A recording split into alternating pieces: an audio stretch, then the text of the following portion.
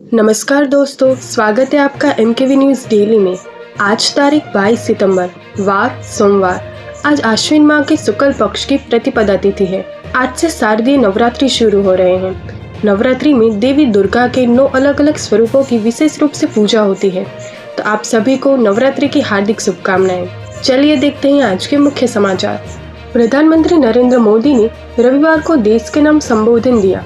उन्होंने कहा, 22 सितंबर को सूर्योदय के साथ ही GST बचत उत्सव शुरू हो जाएगा। इसका फायदा सभी वर्गों को होगा। साथ ही PM ने जनता से अपील भी की। कहा, वही सामान खरीदे जिसे बनाने में देशवासियों का पसीना लगा हो। सरकार ने भीड़ पर नियंत्रण के लिए नए दिशा निर्देश तैयार किए हैं।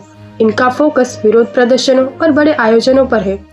इसमें कुंभ जैसे मेले, खेल स्टेडियम, धार्मिक प्रोग्राम और बाबाओं के प्रवचन आदि शामिल है। सांप्रदायिक दंगे, छात्र आंदोलनों और सोशल मीडिया से संचालित जन आक्रोश भी इसी दायरे में आएंगे। महाराष्ट्र में विश्व हिंदू परिषद ने नवरात्रि के दौरान गरबा आयोजनों को लेकर शनिवार को एक एडवाइजरी जारी की। इसमें कहा गया कि राज्य में गरबा कार्यक्रमों में सिर्फ हिंदुओं को जाने की इजाजत होगी। आयोजकों से एंट्री गेट पर आधार की जांच करने की सिफारिश की गई है। वहीं देखिए, केंद्र सरकार एक ऐसा स्मार्ट डैशबोर्ड बना रही है जिस पर यह दिखेगा कि भविष्य में किस सेक्टर में कितनी नौकरी होगी और कैसे स्किल्स की जरूरत होगी। पंजाब में महिलाओं को जल्द मिलेंगे 1100 महीना।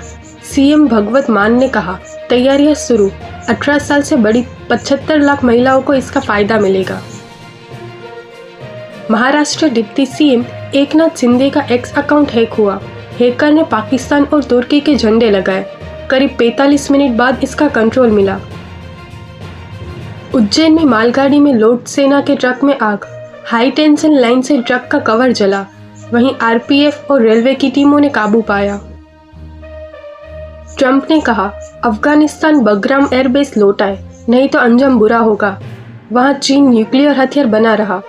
तालिबानी सरकार ने कहा, सैनिकों की मौजूदगी बर्दाश्त नहीं। अमेरिका ने कहा, H-1B वीजा फीस एक बार लगेगी। एप्लीकेशन के समय 88 लाख देने होंगे। इस पर व्हाइट हाउस ने कहा, यह अमेरिकियों की नौकरी बचाएगा। चलिए देखते हैं मॉनसून से जुड़ी हुई खबरें। देश के 4 राज्यों राजस्थान, पंजाब, गुजरात और हरियाणा में मॉनसून की वापसी शुरू हो चुकी है, लेकिन मध्य प्रदेश में अब भी बारिश का दौर जारी है। रविवार को प्रदेश के कई जिलों में बारिश का दौर रहा। भोपाल में दोपहर तेज आंधी के साथ बारिश हुई। वहीं नर्मदापुरम, उज्जैन, मंडाला, नरसिंहपुर समेत कई जिलों में हल्की बारिश दर्ज की गई। यूपी में बारिश और बाढ़ से नदियां उफान पर है। मौसम विभाग ने 29 जिलों में बारिश का अलर्ट जारी किया है। लखीमपुर खीरी, बलिया, गोंडा समेत 8 जिलों के कुछ इलाकों में बाढ़ जैसे हालात हैं। वहीं लखीमपुर में 4 सेकंड में नदी में एक मकान समाया।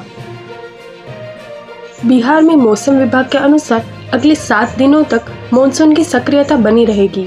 इस दौरान कई जिलों में भारी बारिश होने की भी संभावना है। झारखंड में 24 सितंबर तक बारिश की संभावना।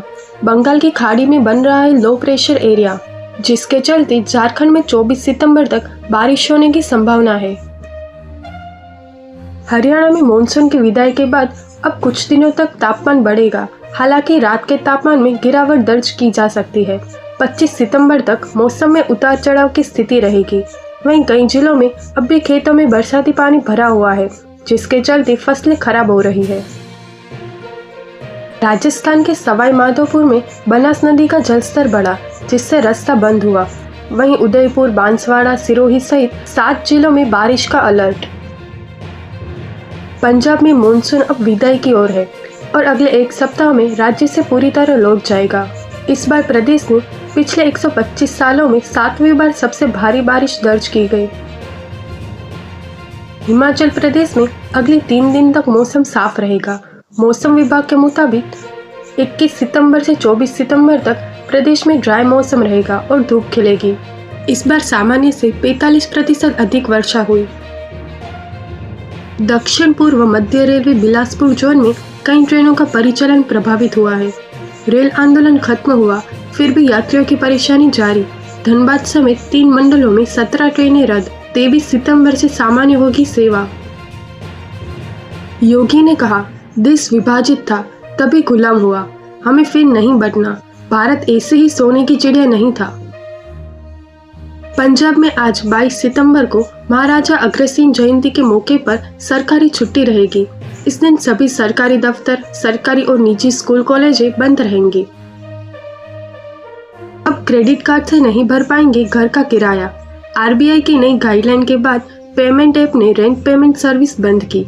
अगर आप फोन पे, पेटीएम, क्रेड और अमेजोन पे जैसे मोबाइल ऐप से अपने घर का किराया देते हैं तो अब आप ऐसा नहीं कर पाएंगे, क्योंकि रिजर्व बैंक ऑफ इंडिया ने भुगतान सेवाओं से जुड़े नए नियम लागू किए हैं। नए नियमों के तहत फिनटेक प्लेटफॉर्म ने अपने ऐप्स पर क्रेडिट कार्ड से रेंट पेमेंट की सर्विस बंद कर दी है। टॉप 10 कंपनियों में 7 की वैल्यू 1,18,000 करोड़ बढ़ी। वहीं एसबीआई का मार्केट कैप हफ्ते भर में 35,953 करोड़ बढ़ा। वहीं एयरटेल की वैल्यू 33,215 करोड़ बढ़ी। जीएसटी की नई दरें आज से लागू होंगी, जिससे सामान सस्ते होंगे। इससे आम जरूरत की चीजें जैसे पनीर, घी और साबुन, शैम्पू के साथ एसी, कार भी सस्ते होंगे। जीएसटी का असर, अमूल ने 700 प्रोडक्ट के दाम घटाए। 1 लीटर की 40 रुपये सस्ता मिलेगा। 22 सितंबर यानी आज से नई कीमतें लागू होंगी। बांग्लादेश ने एशिया कप 2025 का पहला सुपर 4 मैच जीता, श्रीलंका को 4 विकेट से हराया। मिथुन मनहास बीसीसीआई अध्यक्ष बनने की दौड़ में आगे। 28 सितंबर को आधिकारिक ऐलान होगा। भारत की जीत में जम के अभिज्ञान, वेदांत और हेनिल पहले अंडर-19 मेंस वनडे में ऑस्ट्रेलिया को 7 विकेट से हराया। ऐसी ही महत्वपूर्ण खबरें देखने के लिए एमकेवी न्यूज़ डेली को अभी सब्सक्राइब करें। साथ ही बेल आइकन दबाना ना भूलें ताकि आप मिस न करें कोई भी अपडेट। जय हिंद, जय भारत।